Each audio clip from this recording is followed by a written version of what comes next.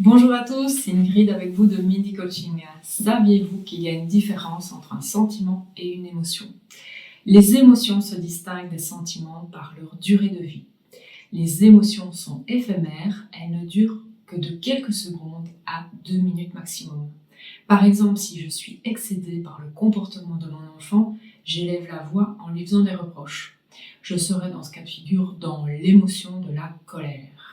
Il me sera difficile de crier sur lui plus de 2 minutes sans m'arrêter et redescendre mon énergie avant peut-être de reprendre une seconde salve de reproches.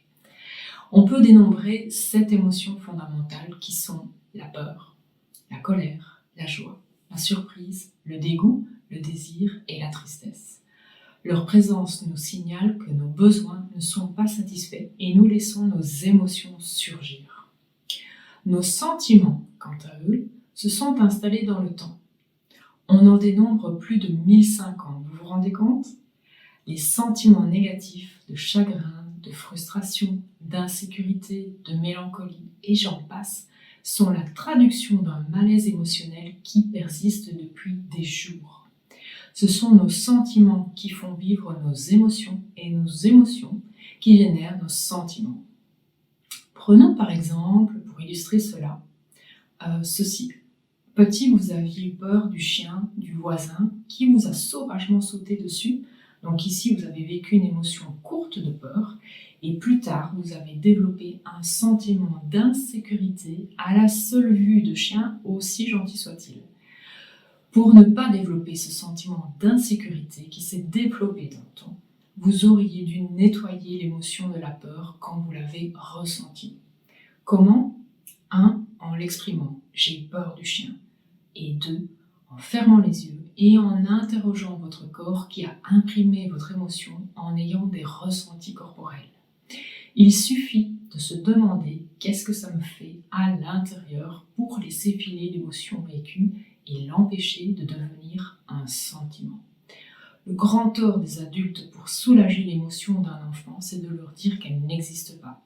Mais non, tu n'as pas peur, mais non, tu n'as pas mal, mais non, tu n'es pas triste. En faisant cela, vous renforcez le problème et vous emprisonnez l'émotion à tout jamais. Il suffirait de lui dire « ferme les yeux et montre-moi avec ta main ce que tu ressens dans le corps ». Autre notion importante, les 21 jours du désert, comme j'aime à le nommer.